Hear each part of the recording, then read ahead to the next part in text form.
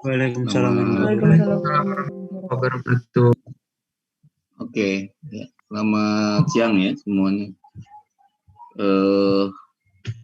Kita akan masuk ke materi kita pertemuan ke-5.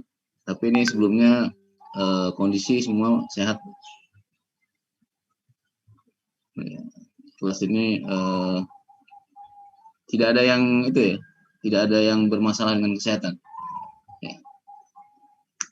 Sebab ada di kelas lain tuh saya jumpai satu yang keluarganya terkena, jadi cukup berdampak juga ya untuk proses pembelajarannya. Karena harus isolasi mandiri. Ya mudah-mudahan kita semua sehat. Baik, untuk pertemuan ke-5, materi kita adalah tentang otonomi daerah. Nah, sebelum kita lihat di PPT, saya coba kasih highlight-nya dulu tentang apa itu otonomi daerah, ya. Kemudian sejarahnya barangkali sedikit, kemudian juga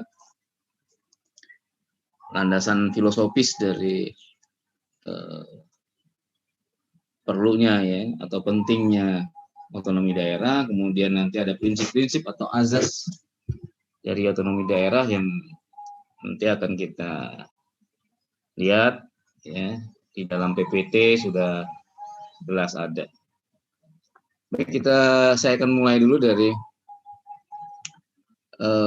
mengapa ya dirasa sangat penting ya otonomi daerah itu. Nah, jadi secara sederhana otonomi daerah itu diartikan pemberian kewenangan. Ya. Jadi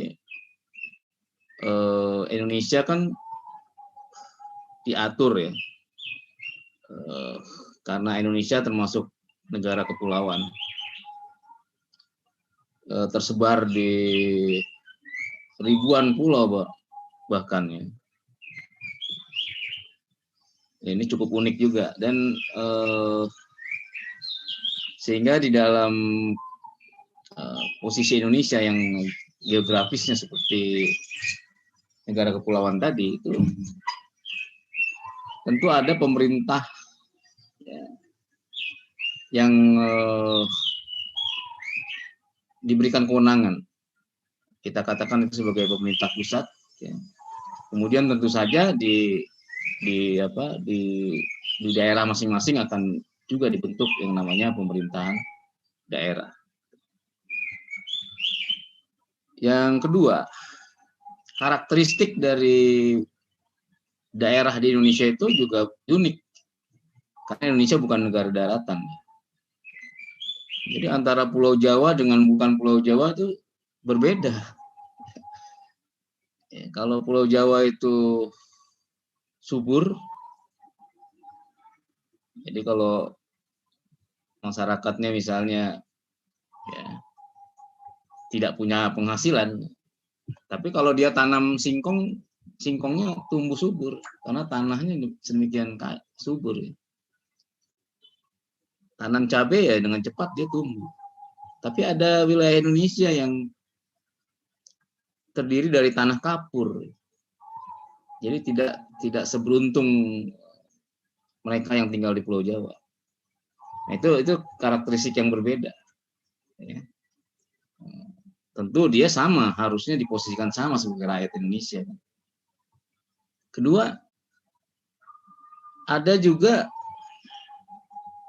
wilayah yang Tuhan kasih sedemikian rupa kaya dengan banyak atau sumber kekayaan alamnya sangat berlimpah, terutama minyak bumi seperti Riau dan daerah Sumatera pada umumnya. Bandingkan dengan di NTT atau Nusa Tenggara dan seterusnya, Sumbawa, Sumba yang tanahnya panas, tidak seperti yang ada di Pulau Jawa, dan juga sumber alamnya juga ya tidak seberuntung yang ada di Riau dan sekitarnya. Nah, Nah, ini kan menjadikan satu ciri khas yang kalau tidak ditangani dengan tepat itu bisa menjadi potensi adanya disintegrasi. Nah, oleh karena itulah perlu diatur. Seperti kita ambil contoh, kalau Riau menghasilkan banyak sumber daya alam minyak bumi, ya tentu semuanya adalah milik negara Indonesia kan, pasti. Tapi sekali lagi, tentu tidak mungkin apabila seluruhnya itu diambil ke pusat. Kemudian langsung diserahkan semua ke pusat, kemudian pusat membagi-bagi secara proporsi ke daerah-daerah lain, tentu juga akan menjadi satu hal yang kurang bagus kan. Sehingga perlu dipikirkan adanya yang disebut dengan pembagian kekayaan ke daerah karena sumber daya alam tadi. Nah, ini hal-hal begini yang pada awalnya masih bersifat keputusan terpusat ya, dari pemerintah NKRI. Yang akhirnya tahun 98 ketika terjadi reformasi barulah timbul pemikiran bahwa pusat memang tetap menjadi pusat pemerintahan, tetapi bagaimana cara mengelola di daerah seharusnya kan diserahkan sepenuhnya kepada pemerintah daerah. Mengapa? Karena problem dan permasalahan di daerah, ya, asumsinya adalah yang paling tahu adalah masyarakat itu sendiri, bukan masyarakat yang ada di wilayah pusat sebagai pengambil putusan. Nah, ini akhirnya jadi satu pola pemikiran yang sangat berbeda. Yang dalam bahasa akademik kita mengatakan yang tadinya sentralistik sekarang berubah menjadi desentralistik. Nah, itu mulailah kata itu menjadi sangat familiar di telinga kita mulai tahun 98-99. Nah, ini bicara kita tentang nanti otonomi daerah yang berangkat dari berubahnya pemikiran dari sentralistik menjadi desentralistik. Itu yang pertama. Yang kedua, kalau kita bicara sejarah, Indonesia kan negara yang merdekanya tahun 1945. Ya. Yang sebelumnya itu kita mengalami 2 kali dijajah, ya. Penjajahan Belanda dan Jepang. Belanda itu 300-an tahun menjajah kita, wilayah kita. Ya. Nah, pertanyaannya ketika pemerintahnya adalah pemerintah Belanda,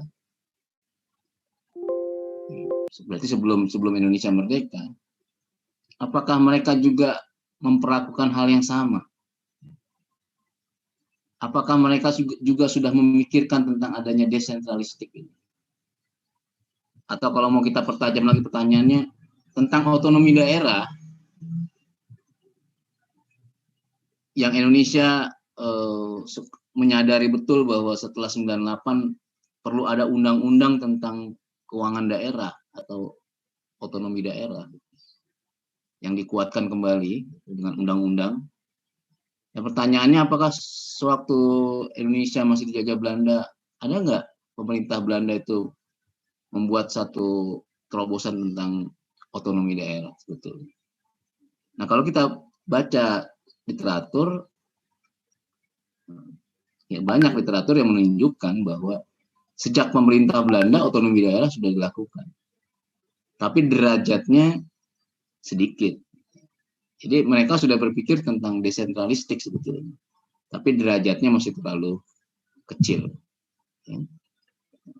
Kemudian 1945 Indonesia merdeka,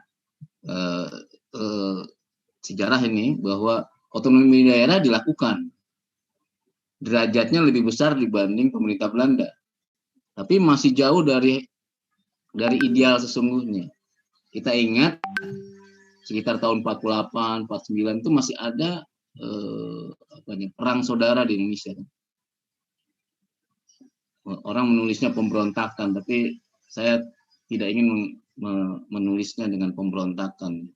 Saya ingin mengatakan bahwa sebetulnya itu berawal dari rasa ketidakadilan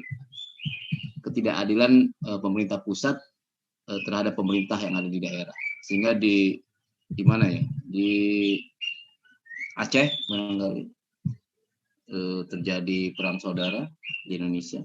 Kemudian di mana lagi, di Sumatera Barat ya, terjadi juga perang saudara.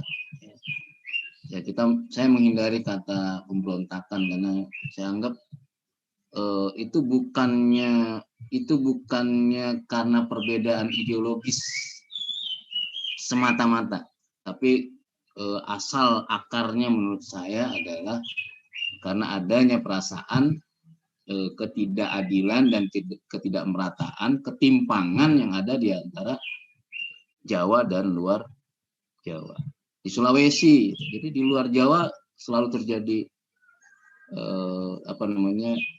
dalam tanda kutip ya, adanya upaya untuk memberikan kesan bahwa pemerintah pusat tidak boleh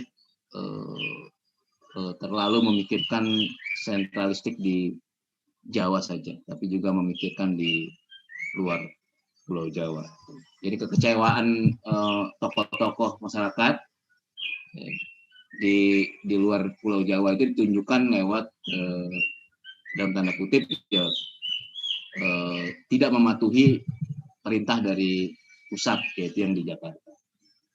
Nah, itu yang kedua melalui sejarah. Ya, jadi dari Belanda sampai awal pemerintahan itu sampai akhirnya reformasi. Nah hari ini kita sudah mulai kuat tentang desentralistik. Nanti akan kita coba lihat seberapa kuatnya desentralistik itu ada di materi kita di PPT. Ya. Itu yang kedua. Yang ketiga, dunia. Sekarang dunia secara keseluruhan, kalau kita memandang dunia ini, seluruh negara temanya sekarang adalah desentralistik. Jadi temanya bukan sentralistik. Nah, kalau ada satu negara misalnya yang ingin sentralistik, itu berarti dia melawan dari kekuatan global. Anda bisa bayangkan kalau melawan kekuatan global, nggak mungkin. Jadi kalau ada negara yang sentralistik tertutup, gitu, nggak mungkin. Kalau kita ambil, tapi RRC Pak, Tiongkok kelihatan saja tertutup, tapi dia sudah membuka diri, Tiongkok. sudah westernisasi. Sudah tidak lagi seperti tahun 50-an. Sudah sangat berubah. Dia sudah sangat membuka diri. Ya. Sudah mengenal liberalisasi. Kira-kira begitu istilahnya. Tetapi contoh di Amerika Serikat sebagai contoh yang sangat desentralistik itu menunjukkan bahwa mereka sebetulnya ingin kembali juga ke sentralistik. Jadi yang tadinya sentralistik tidak ingin melawan pengaruh global, sehingga mereka menjadi desentralistik. Seperti Indonesia ini kan desentralistik. Tetapi yang sebagai contoh paling ekstrem desentralistik, yaitu Amerika Serikat, itu condong mereka ingin menurunkan derajat desentralistik mereka. Walaupun dia sadar tidak ingin menjadi sentralistik, tapi ingin mengurangi desentralistiknya. Karena dianggap kalau sangat desentralistik, seolah-olah pemerintah pusat menjadi tidak punya kekuasaan dan agak panjang untuk bisa mengambil satu putusan kalau dia sifatnya adalah desentralistik. Nah ini poin ketiga saya kira sebagai highlight kita sebagai pengantar supaya nanti kita bisa mempelajari PPT ini dengan lebih cepat. Nah itu tiga hal itu saya kira highlightnya. Ya. Baik, kita coba sekarang lihat di PPT. Saya share screen dulu.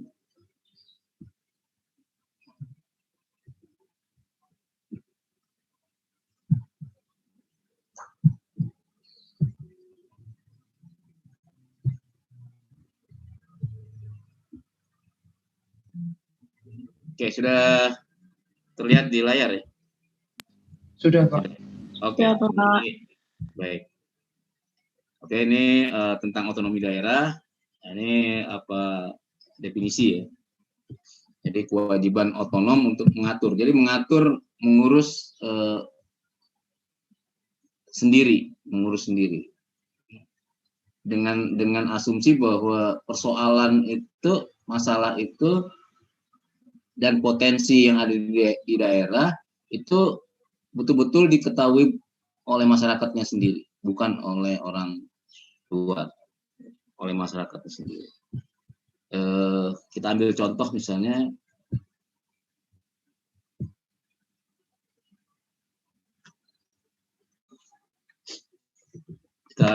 ya.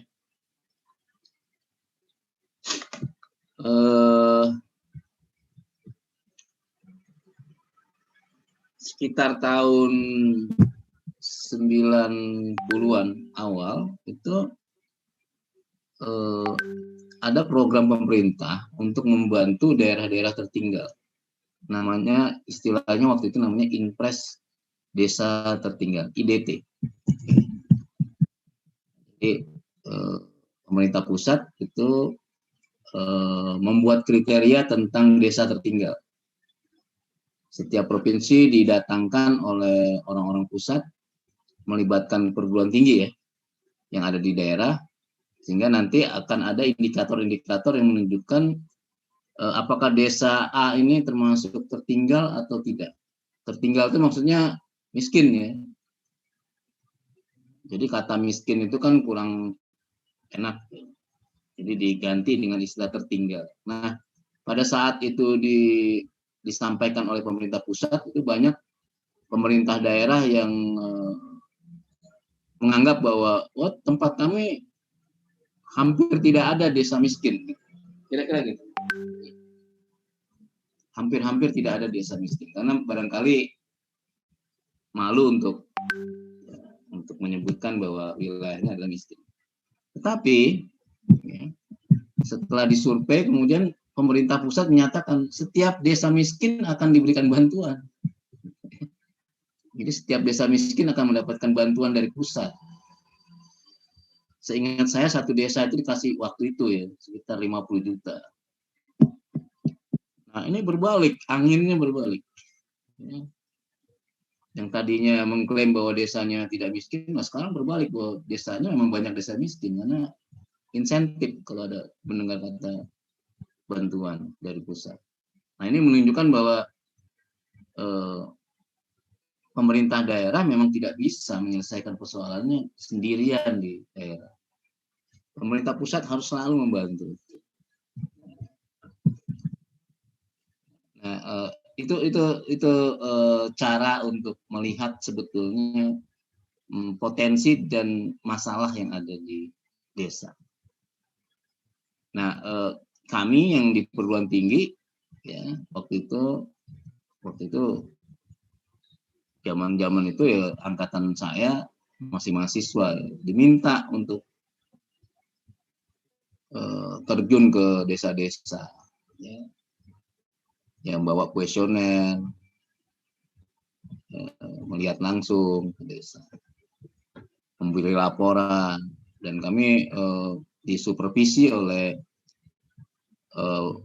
ya waktu itu para master yang baru pulang dari luar negeri, kepala kepala penelitiannya itu profesor yang ada di universitas lah, kira-kira begitu. Ya.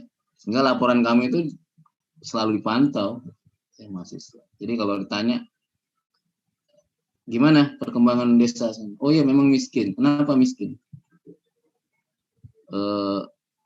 Ya kita langsung karena kita survei beneran, kita bisa jawab bahwa desa itu terdiri dari misalnya 50 kepala keluarga.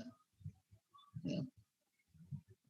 Rumahnya itu alasnya tanah. Ya. Kalau kita lihat dindingnya itu nggak ada jam dindingnya. Jadi gambaran utuh yang seperti itu tuh yang dibutuhkan oleh para pengambil putusan bahwa betul ini desa miskin. Penduduknya memang miskin. Orang jamnya aja nggak punya, jam dinding. Jadi nggak usah lagi ditanya berapa pendapatannya, yang nggak relevan lagi. Dia nggak punya pendapatan. Susah kita mencari. Jadi lihat saja dari itu. Ya sayangnya dulu belum seperti hari ini kita punya smartphone yang bisa foto-foto. Jadi kita harus menuliskannya dengan detail. Jadi kalau ditanya, Anda dari kota ke tempat itu, coba ceritakan selama 10 menit. Kita bisa cerita secara langsung. Bahwa kita turun dari pinggir jalan itu, dari terminal, kemudian kita naik kendaraan lagi, pinggir jalan itu kita sampai dari pinggir jalan itu menuju desa itu makan waktu kurang lebih 1 jam perjalanan. Itu naik turun, jalannya bukan jalan berbatuan, tapi jalan tanah. Naik turun, karena memang bukan jalan yang sudah bisa ditembus. Yang kita bayangkan kalau hujan, berarti tanah itu menjadi becek. Jadi transportasi menjadi kendala betul di situ. Dan kita tanya juga, pasarnya mana? Kita tanya, Mbak, pasarnya di sini. Oh, pasarnya seminggu sekali. Cuma ada hari Minggu saja. Jadi hari Minggu itulah mobil bisa masuk karena ada pasar. Jadi selama bukan hari Minggu ya kita harus jalan kaki dari pinggir jalan utama sampai ke desa itu. Dan kalau kita lihat di desa itu, kita lihat rumahnya tidak ada kamar mandinya. Ya. Jadi mereka mandi MCK-nya di kali, di sungai.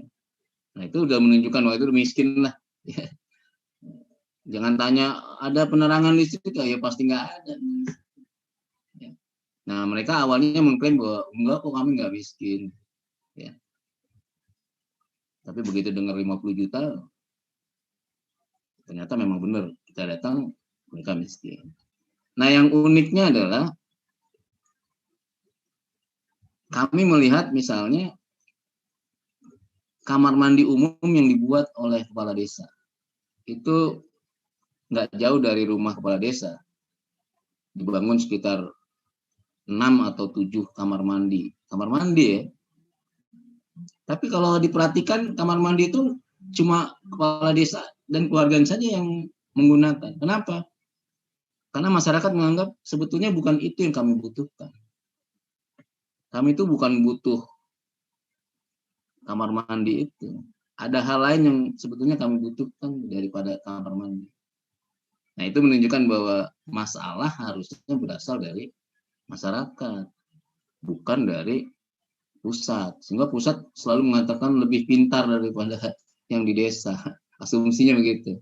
Sehingga kalau ada bantuan cepat-cepat, ya, mereka mengatakan, oh yang tidak ada di desa ini adalah kamar mandi umum. Sehingga kita bikin proposal pembuatan kamar mandi umum sebanyak 8. Sehingga tidak efektif. Kenapa tidak efektif? Karena masyarakat nggak mau menggunakan itu. Karena yang mereka terbiasa di sungai itu harus diberi pembelajaran dulu tentang bagaimana masuk ke dalam kamar mandi. Nah ini yang saya sampaikan adalah cerita asli yang ada di daerah Sumatera tahun 90-an. Saya tidak tahu kalau di daerah Pulau Jawa, karena kalau Pulau Jawa barangkali agak aneh gitu kalau tidak ada kamar mandi di rumahnya. Gitu. Nah, ini satu lagi, laporan kami pernah dikritik oleh mentor. karena kami menulis bahwa salah satu desa itu miskin karena penduduknya malas. Kata penduduknya malas itu langsung dikonfirmasi oleh dosen, profesor. Dia tanya, mengapa disebut malas? Apa kamu lihat bahwa dia malas? Jadi kami katakan bahwa begitu kami datang ke wilayah itu, subuh-subuh kami udah jalan. Kami jalan ke sawah, karena begitu kami lihat di situ ada sawah. Terus yang kami lihat di sana, para laki-laki yang ada di sana itu pada tidur. Tidur ada sebuah saung gitu. Tidur di sana. Terus begitu kita lihat ke sana, yang menjaga sawah itu sampai pagi menjelang siang ya. Karena kami berangkatnya subuh itu, berarti sampai jam 9, jam 10 sebelum siang betul. Itu para laki-laki dan bapak-bapak itu tidur di saung itu. Jadi yang kerjanya adalah yang ibu-ibu, ya sambil masak ya di situ kan. Sambil dia menghalau burung karena hamanya kan kalau pagi burung. Jadi kami langsung simpulkan bahwa desa ini miskin karena orangnya malas. Karena fenomena tadi. Nah, yang seperti ini dianggap belum komplit. Jadi kami diminta coba cari informasi lagi. Kembali cari informasi lagi. Kenapa kok orang laki-laki di sana itu tidur jam-jam 8 sampai jam 10? Nah, begitu kami konfirmasi secara detail, ternyata mereka menunggui sawah itu mulai dari sore menjelang maghrib ya, sampai subuh. Karena hamanya adalah babi. Jadi kalau di Sumatera hamanya bukannya hama burung yang bahaya, tapi hama babi. Kalau hama babi itu semuanya diangkut semuanya. Tidak dimakan tapi dihancurkan. Jadi habis. Jadi nggak dimakan semua, tapi dimakan sebagian tapi dihancurkan semuanya. Nah itu laporan kami dikritik, harus diubah. Ya, bahwa mereka bukan malas, tapi mereka kerjanya adalah subuh. Nah hal-hal pengamatan ini sama sekali tidak bisa diserahkan oleh orang kota yang hanya disuruh ke desa memantau, kemudian pulang 4 hari, kemudian membuat laporan. Itu nggak mungkin, nggak mungkin bisa. Ya, kalau profesor itu memang dia ahli pembangunan daerah, sehingga dia banyak cerita pengalaman tentang itu. Ya. Nah itulah yang menunjukkan bahwa problem di satu tempat, di desa terutama itu hanya diketahui betul secara detail oleh orang-orang desa. Sehingga bagaimana cara solusinya, ajaklah mereka bicara. Ajak mereka duduk, bicara, kemudian kita dengarkan apa kira-kira masalah sesungguhnya yang ada. Sehingga nanti bisa kita telusuri. Nah, di pertemuan berikutnya kami membawa hama babi. Karena kami tahu persis sekarang bahwa hama itu adalah yang berbahaya di daerah itu adalah babi. Sehingga kita bawakan itu hama babi sebagai solusi dari kita membantu untuk mengurangi tadi ya serangan dari babi. Nah itu pengalaman unik yang didapatkan oleh kami anak-anak muda saat itu tahun 90 ya seusia Anda lah gitu kira-kira. Yang akhirnya melekat erat di kami bahwa kami sebagai orang kota yang disuruh datang ke desa 4 hari itu nggak cukup untuk bisa paham tentang daerah. Sehingga akhirnya ada istilah waktu itu SP2D, Sarjana Pendamping Pedesaan. Jadi setiap mahasiswa yang sudah lulus di D3, di S1 itu boleh boleh milih, ya, mau jadi itu boleh SP2D, ya. Mendapatkan tunjangan walaupun tidak dijadikan pegawai tetap, ya, tapi selama kegiatan mereka selama 6 bulan, biasanya 6 bulan paling sedikit.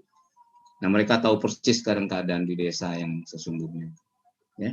Jadi Brahmasta, gambaran desa itu adalah desa yang bagus, ya, dengan udara yang sejuk, pemandangan yang sangat indah. Itu hanya ada di 4-5 hari pertama. Begitu kita lewatkan hari ke-6, hari ke-7, hari ke-8, baru kita merasa, dalam tanda kutip ya, tersiksa. Mengapa tersiksa? Ya, sambungan telepon tidak ada. Listrik tidak ada. Komunikasi kita pakai apa? Hiburan ya jauh lah. Pasti nggak ada. Jadi indahnya desa itu hanya 3, 4, 5 hari. Nah, itu menunjukkan bahwa ayo, yang orang-orang kota ini kalau mau membangun Indonesia, jangan hanya membangun di kota, tapi juga membangun di desa. Nah, semangat ini akhirnya bisa terus bergulir, sehingga dirasakan bahwa memang otonomi daerah adalah salah satu upaya untuk bisa mempercepat, ya, ketertinggalan pembangunan di pedesaan. Kalau tidak demikian, maka akan selalu ada ketimpangan, makin berat ketimpangan itu antara Jawa dan luar Jawa. Karena kalau misalnya kita survei, ya, kita survei misalnya kecilan di kelas ini yang dari Pulau Jawa kira-kira berapa orang?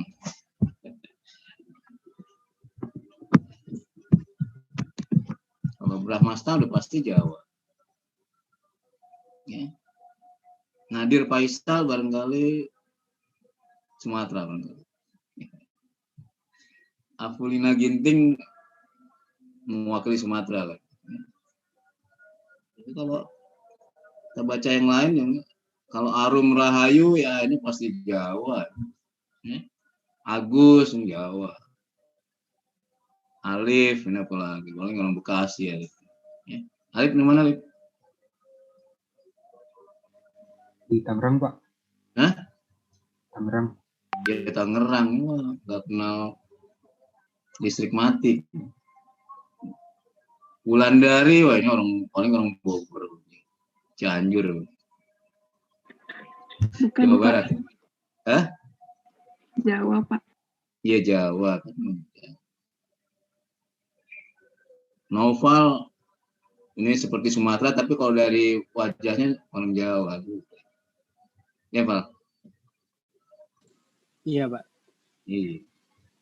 Jadi yang mana yang orang Sumatera tadi? Mana? Ya, ini menunjukkan bahwa masih ada ketertinggalan di tahun 2021 saja kita bisa lihat ada ketimpangan, terasa ketimpangan. Ya. Maria pasti dari Sumatera, ya. Iya, Pak. Iyalah. Ya, Anda lah yang mewakili kelas ini dari non Jawa. Ya, ya ini kelihatan bahwa dana APBN yang diperuntukkan untuk beasiswa lebih banyak dinikmati dalam tanda kutip atau didapatkan oleh mahasiswa-mahasiswa yang berada di Pulau Jawa. Kelihatan adanya timbangan.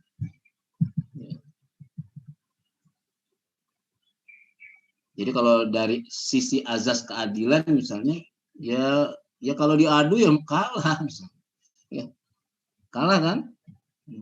Ya, Maria. Iya, Pak. Kalau head to head misalnya anak muda Sumatera diadu dengan anak muda Jawa, ya, untuk masuk STAN kalah kan?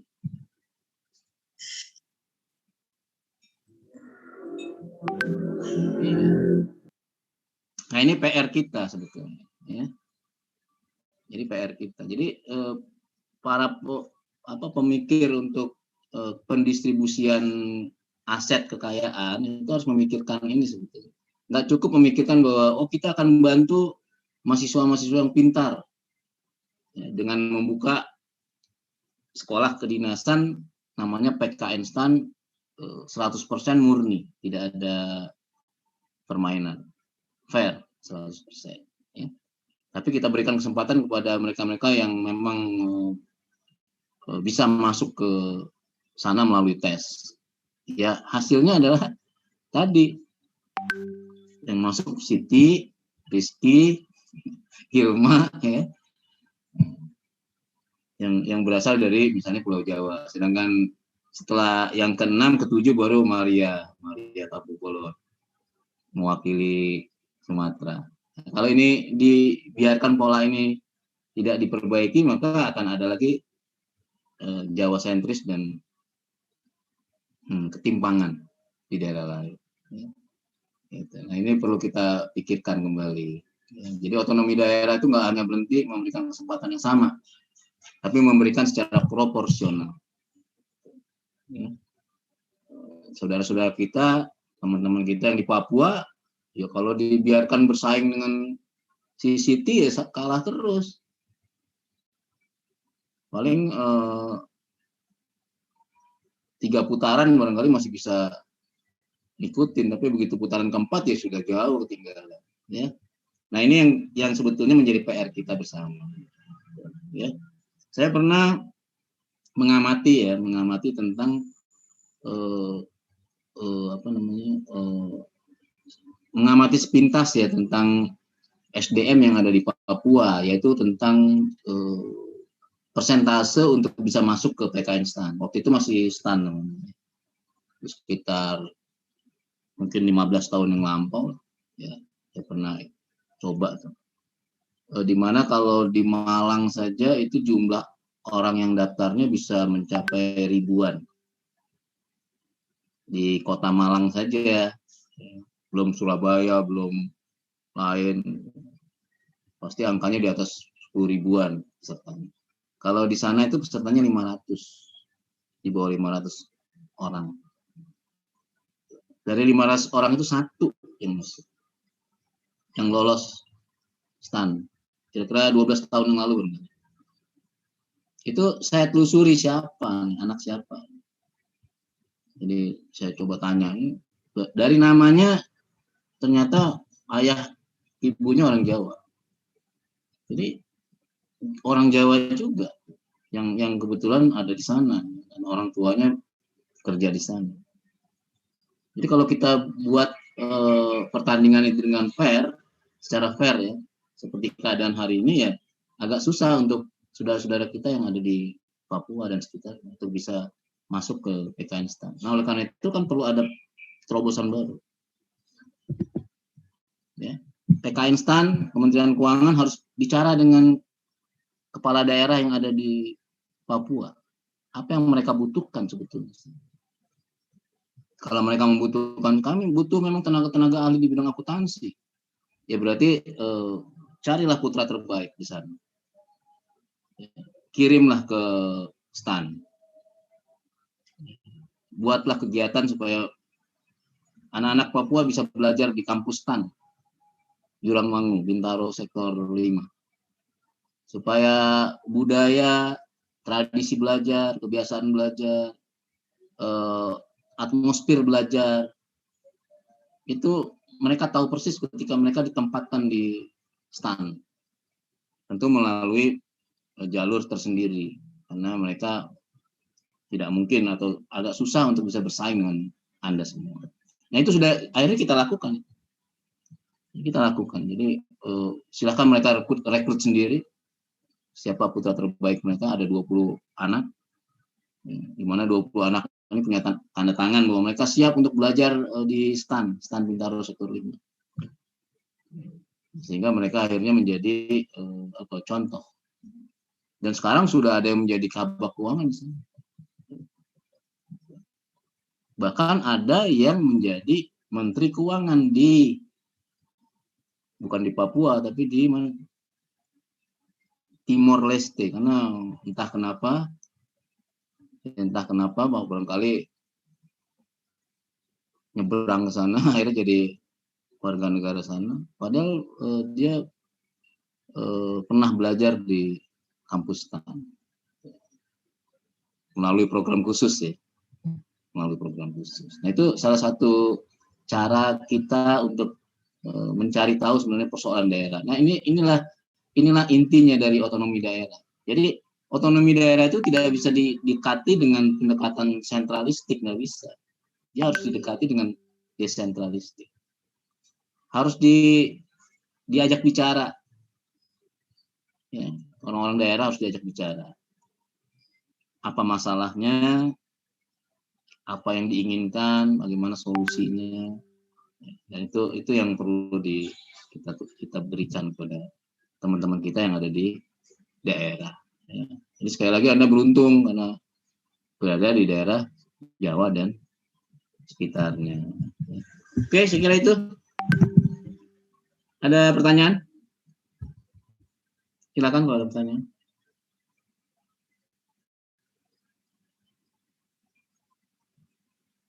Oke, di slide ini kalau kita baca mengapa ada otonomi daerah, saya kira sudah saya jelaskan di awal tadi depan. Ada sentralistik yang sekarang tidak lagi tidak lagi cocok dengan keadaan hari ini. Ya. Kemudian juga sebetulnya di Undang-Undang Dasar 45 pasal 18 juga sudah disebutkan. Diatur tentang pembagian kewenangan pemerintah pusat dan pemerintah daerah. Oke, kemudian juga pemerintah daerah juga berkewajiban memberikan pelayanan, ya, tapi sekali lagi pelayanan mereka kan terbatas karena sumber dayanya beda.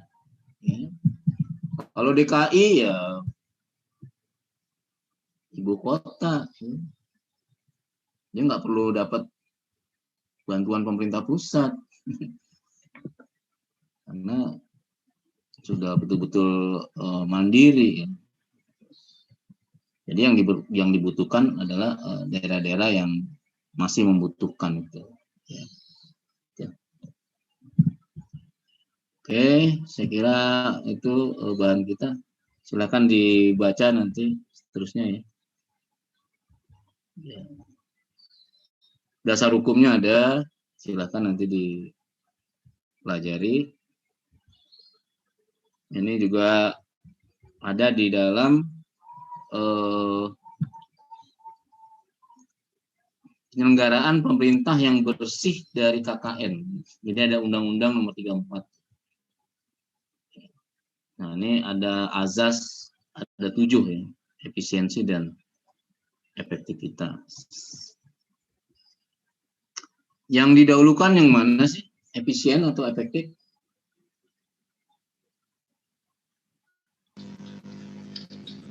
Harus bersamaan Pak keduanya. Kalau efektif tapi nggak efisien nanti pemborosan anggaran. Kalau efisien tapi nggak efektif ya emang hemat anggarannya tapi nanti goalnya nggak tercapai Pak. Nggak tercapai. Jadi kalau disuruh pilih misalnya mendahulukan yang mana? Memang yang idealnya kan dia seiring. Jadi efektif dan efisien, efektif dan efisien. Itu kan idealnya. Tapi kadang-kadang dalam teknis pelaksanaan terkadang kita diminta milih. Kalau mau efisien nanti jadi nggak efektif, kalau mau efektif bisa juga tidak efisien. Nah kalau misalnya disuruh milih duluan yang mana? Yang lebih kecil cost-nya yang mana? Kalau menurut saya milih efektivitas dulu Pak. Ya, efektif. Oke. Jadi cocok ya, tepat kita bahwa kita lebih kalau memang memilih, milih efektif dulu. Baru setelah itu kita efisien. Dalam percakapan kita sehari-hari kita selalu mengatakan ya efektif dan efisien. Jadi memang kita mendahulukan efektivitas, efektif dulu baru efisien. Kalau mengukur efisiensi pakai apa? Siti pakai apa kalau mengukur efisiensi? Anggaran. Iya, ya alat ukurnya. Formula apa yang bisa dipakai?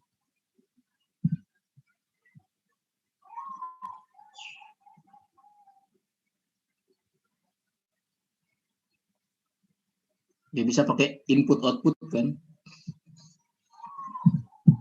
Ya, input per output misalnya itu kan efisien.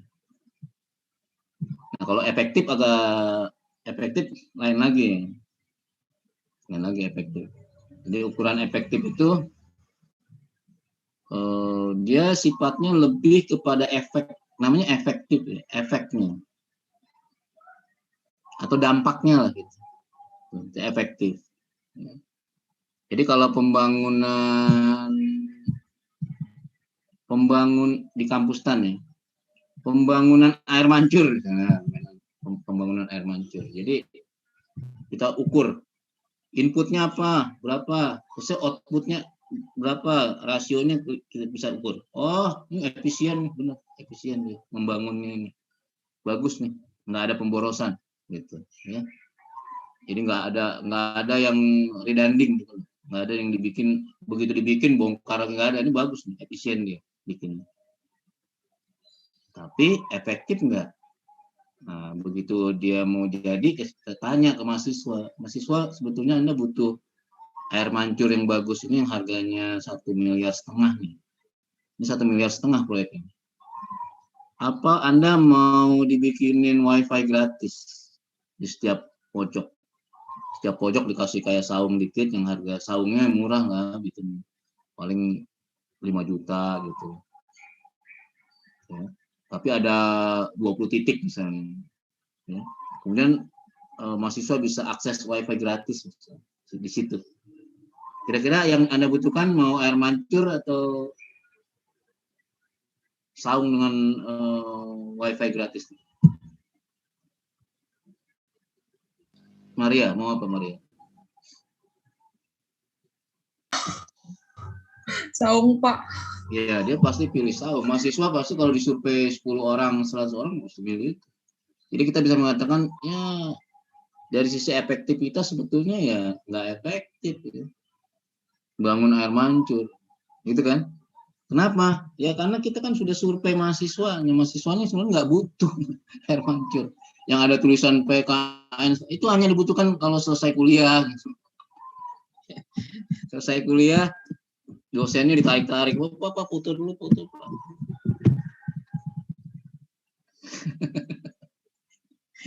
Dipaksa foto di situ, nanti gaya bebas lah macam-macam.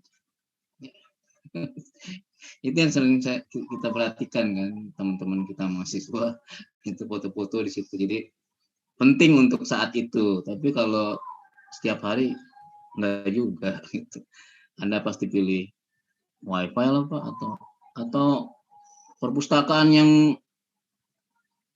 digital gitu loh, yang apa gitu. Nah, jangan yang manual-manual gitu kira-kira ya.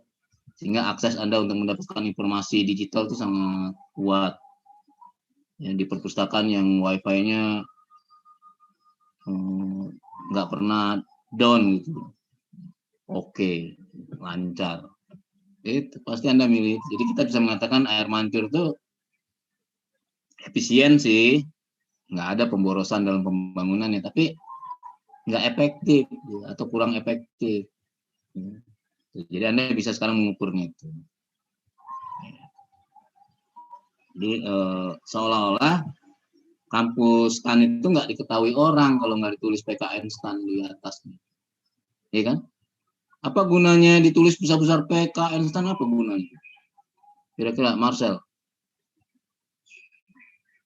Di air mancur kita itu ditulis kata-kata besar PKN STAN itu kira-kira gunanya buat apa menurut Anda? Jadi icon, Pak. Ya, jadi icon kan, betul. Jadi paling enggak kan kalau Grab, oh di sini, oh PKN STAN, seolah-olah tukang kita mengunderestimate masyarakat bahwa kalau nggak ditulisin PKN STAN dia nggak tahu, seolah-olah gitu. Padahal seluruh pelosok Indonesia itu kenal bahwa yang namanya STAN itu ya di Jurangmangu itu nggak ada lain. Dari dulu juga orang udah tahu. Jadi walaupun nggak ditulis pun sebenarnya orang tahu di situ. Walaupun nggak tahu persis letaknya, tapi dia tahu kira-kira di daerah situ. Jadi kalau mau ke sana ya tinggal tanya aja lah. Pak mau ke stan gimana? Wah sana. Tanya tukang pinggir jalan, stan di mana sih Pak? Oh itu masih lurus, masih tahu dia. Padahal zaman dulu tuh kampus kita nggak ada tulisan PKN stan nggak ada. Ya. Seperti hutan aja dulu tahun 90-an. Kalau universitas terkenal, Rizky, ini mana Rizky? Rizky Febriani. Masih monitor, Rizky? Ya, Pak. Ya. Kalau universitas terkenal, salah satunya di dunia apa? Di dunia. Iya. Kalau menurut saya, Pak, Oxford. Oxford, nih, University. Atau Harvard. Oxford boleh lah.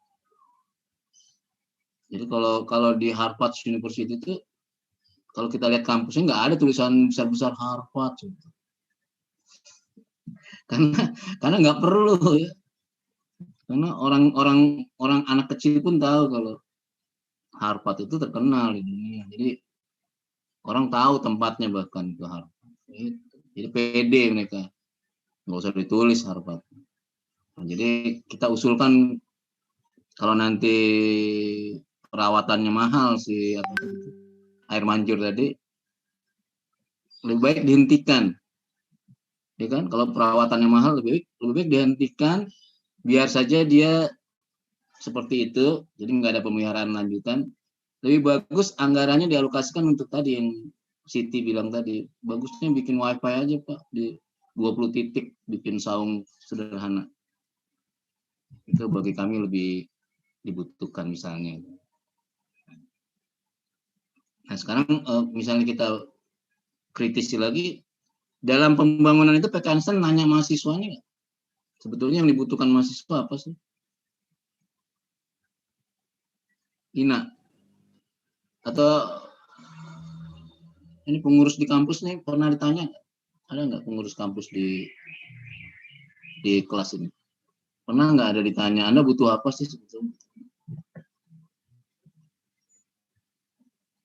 Kami punya anggaran sekian, mahasiswa Anda butuh apa? Pernah ditanya itu? Ya kalau nggak ditanya begitu berarti anggaran itu sentralistik atau desentralistik. Nah Anda bisa pahami sekarang makna dari desentralistik, makna. Jadi arti sesungguhnya dari desentralistik. Jadi desentralistik itu memberikan kewenangan kepada stakeholder-nya sendiri. Kalau di desa berarti masyarakat desa dan perangkat desanya. Anda butuh apa? Sehingga dana pusat bisa Anda pakai untuk memenuhi kebutuhannya sendiri. Kalau PKN STAN punya dana, PKN STAN tanya kepada dosennya, dosen butuh apa? Mahasiswa yang punya perwakilan ditanya, Anda butuh apa? Mau dibikinin air mancur 2 lagi? Atau mau yang lain? Nah, itu baru makna dari desentralistik. Ya. Itu saya kira Anda paham sekarang tentang apa itu desentralistik dan sentralistik. Ya. Oke, ada pertanyaan?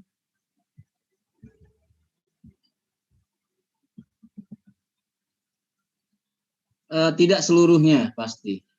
Ya. Tidak seluruhnya diserahkan ke daerah. Nah ini ada 6 hal ini yang tidak diserahkan. Ya. Jadi politik, pertahanan, keamanan, justisi itu peradilan, ya, moneter, keuangan, berarti Kementerian Keuangan itu nggak diserahkan ke daerah, tetap menjadi otoritas pusat, dan agama. Nah ini namanya berarti ada ASN yang disebut dengan aparatur pusat, ada juga yang ada di daerah kita sebut dengan aparatur daerah. Jadi ASN itu ada yang ASN pusat, ada yang ASN daerah. Nah ini kelihatan dari sini. Salah satunya di sini kelihatan.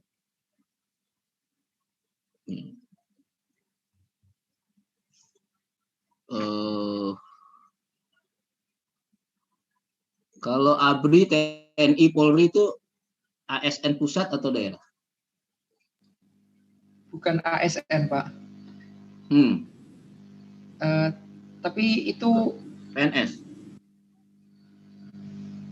apa sih Pak namanya? Apa namanya itu karena itu masuk kategori pertahanan keamanan itu dikendalikan pusat langsung di bawah presiden, Pak. Kalau itu. Ya berarti dia termasuk aparatur pemerintah pusat.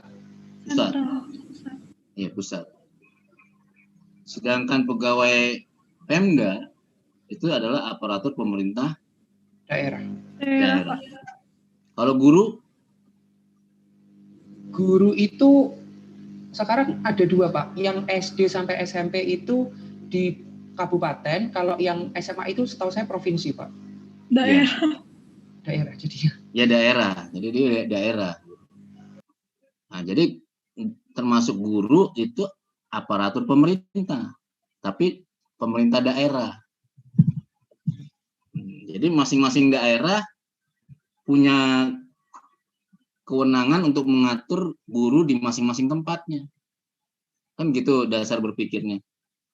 Sedangkan penggajiannya secara umum dia dibayar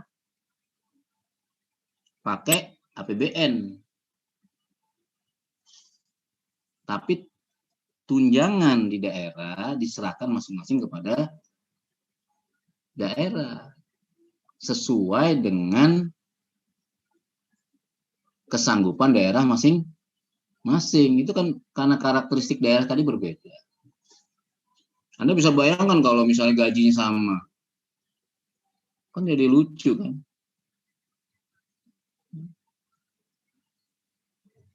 Nah, khusus guru memang diatur secara khusus guru. Jadi kalau guru di DKI dengan guru di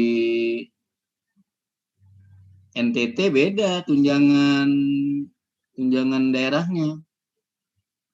Ya secara cepat kita bisa mengatakan ya lebih besaran di DKI lah, ya. Karena DKI kan punya semuanya, punya segalanya. Pusat bisnis itu DKI, jadi pajaknya pasti lebih besar DKI. Jadi guru tunjangan daerahnya lebih besar di DKI dibanding tunjangan daerah guru yang ada di Nusa Tenggara. Nah itu termasuk di dalam kewenangan pemerintah daerah masing-masing dalam mengatur aparaturnya. Gitu ya. Tapi kalau pertahanan nggak boleh diatur oleh pemerintah daerah. Pertahanan harus diatur pemerintah pusat, ya gitu kan ceritanya kan?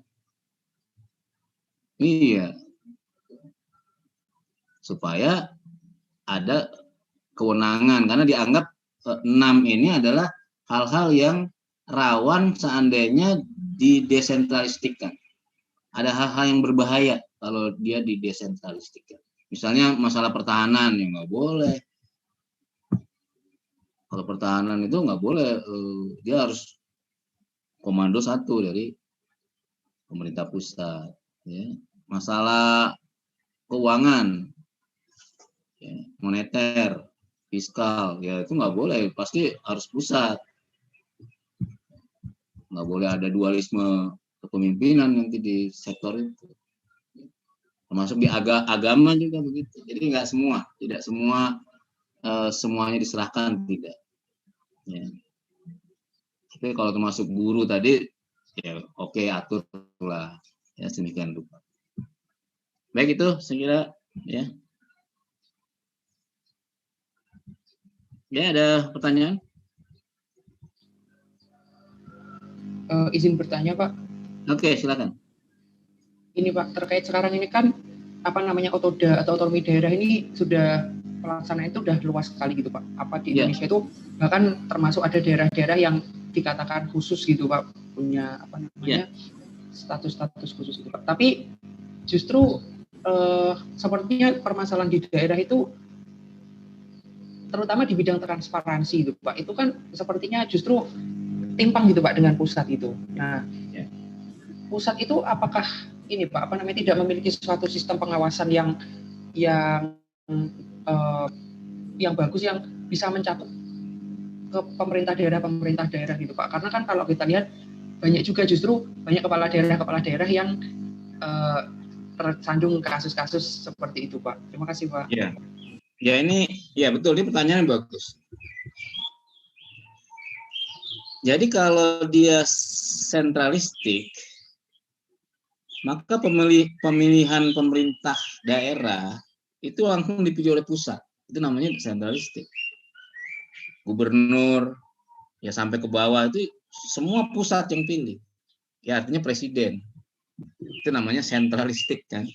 Tapi kalau kita menggunakan desentralistik, maka gubernur ya dipilih oleh masyarakatnya sendiri. Sehingga ada pilihan sendiri kan. Yang namanya pilkada itu kan.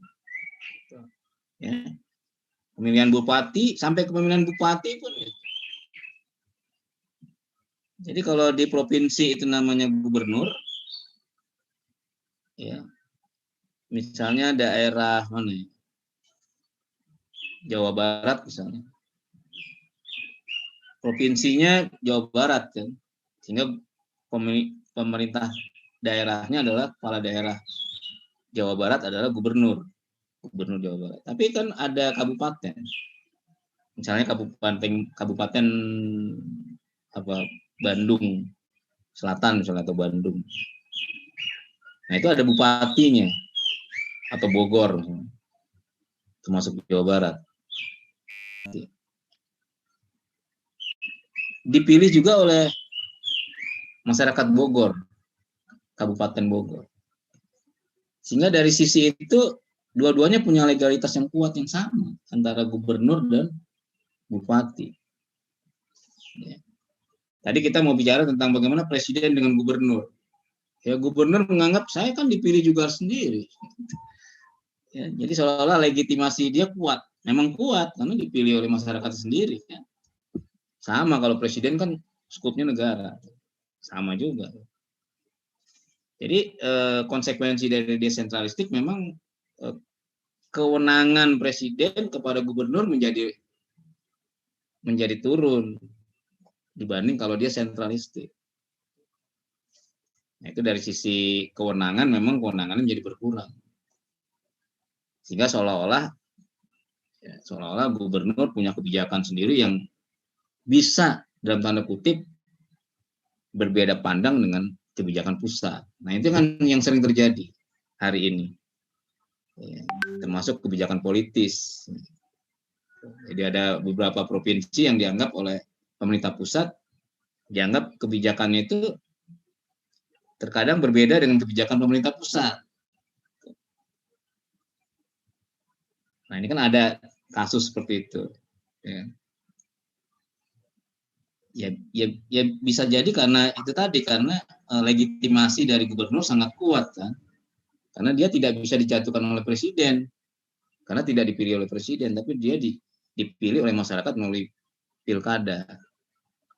Yang legitimasinya kuat karena ditetapkan oleh KPU. Pemilihan umum juga. Begitu juga dengan hubungan antara gubernur dengan bupatinya.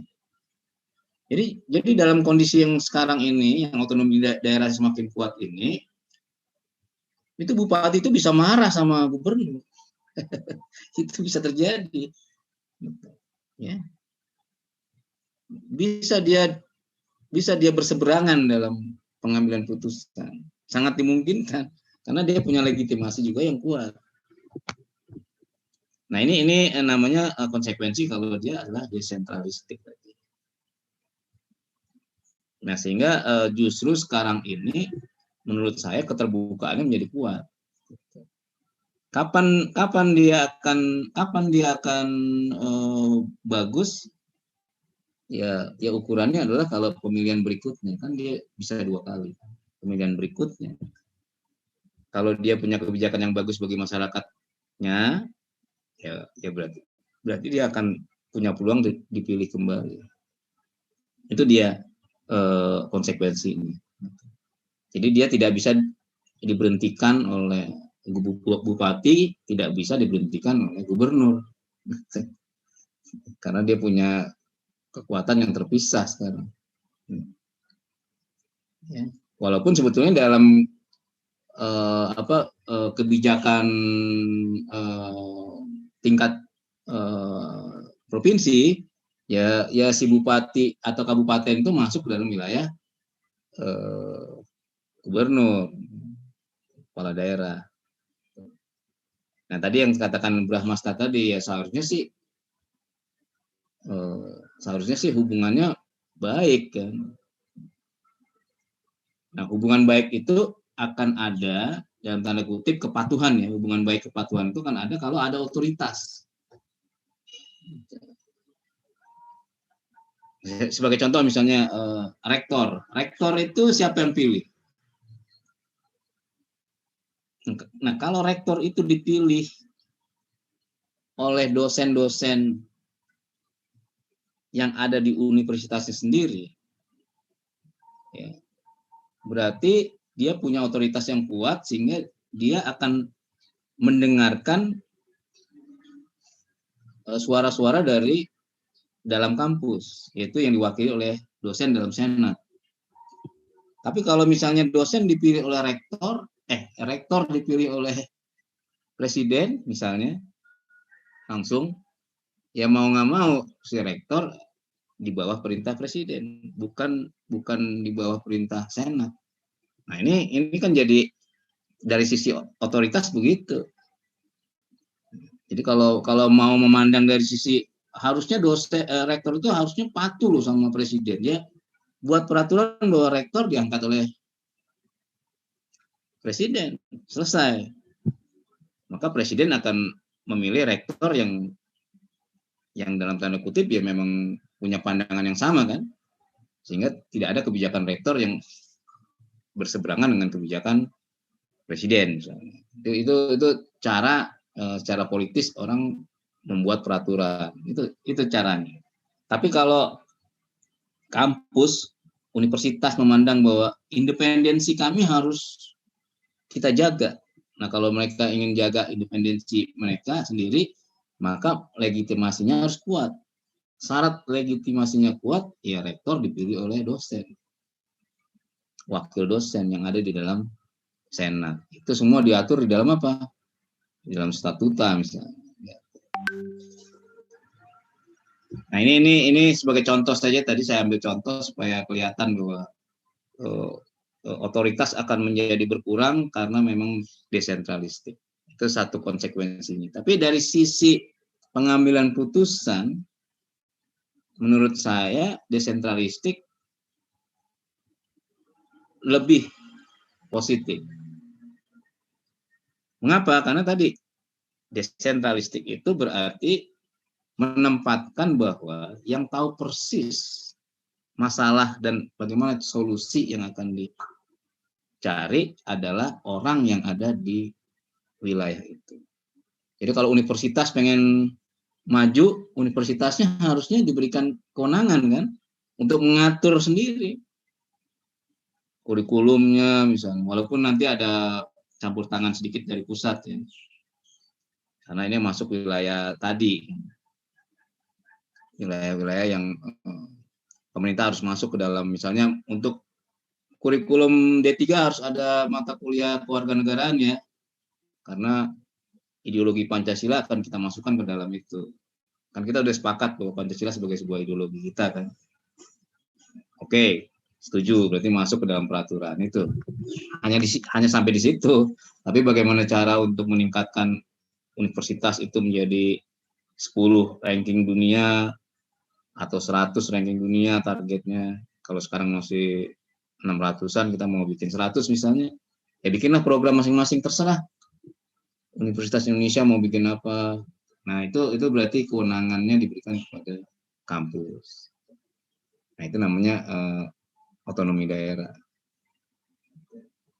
Jadi kalau saya tanya Brahmasta misalnya, kalau semangatnya adalah otonomi daerah, desentralistik, maka bagusnya rektor dipilih oleh siapa?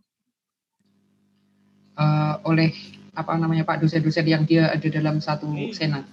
Iya.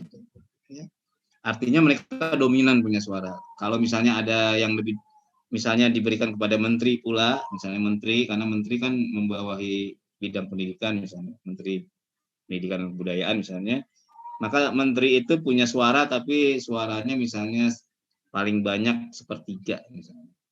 Yang di dalam statuta dibikin suara menteri itu sepertiga ya. 2/3-nya adalah suara dari dosen melalui senat. Jadi walaupun diberikan kesempatan, tapi dia tidak dominan.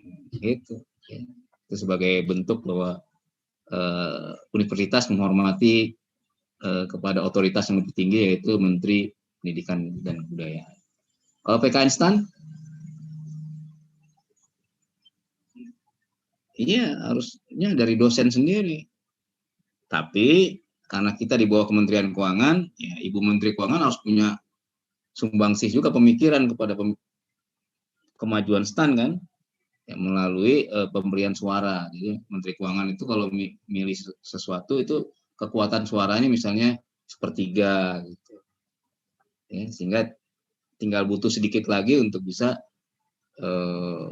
menjadi keputusan yang bisa diterima karena sudah punya modal 1/3. Itu salah satu bentuk bahwa PK instan memberikan penghormatan kepada lembaga yang lebih tinggi, yaitu Menteri Keuangan. Itu yang diatur dalam statuta. Nah, kalau dulu, zaman dulu sekali itu ya tahun 90-an ya rektor dipilih oleh presiden, gitu ya. Jadi otoritasnya ya dari presiden. Nah itu saya kira itu Mas Teh. Ya. Mudah-mudahan Baik, bisa menjawab. Terima kasih banyak Pak. Oke, baik, kalau memang tidak ada lagi ya kita sudah bisa kita cukupkan. Ya mudah-mudahan apa yang saya sampaikan bisa bermanfaat, dan juga mudah-mudahan juga kita selalu berdoa supaya kita selalu dalam keadaan sehat. Itu yang paling utama saya kira. Sehingga kita bisa menyelesaikan tugas kita masing-masing. Ya. Dan juga kita doakan sebagai teman-teman kita ya. Kalau ada teman-teman kita yang sakit, ya, keluarganya, orang tuanya, juga mudah-mudahan lah kembali sehat. Ya. Oke, saya kira itu. Sebelum kita tutup, kita screenshot dulu. Yang mau menyalakan videonya silakan. Kameranya. Kita hitung mundur ya. 3, 2, 1. Oke, saya kira itu. Ya, sampai ketemu minggu depan. Kita tutup. Assalamualaikum warahmatullahi wabarakatuh. Waalaikumsalam. Terima kasih banyak Pak. Terima kasih Pak. Sama-sama. Oke, saya izin duluan ya.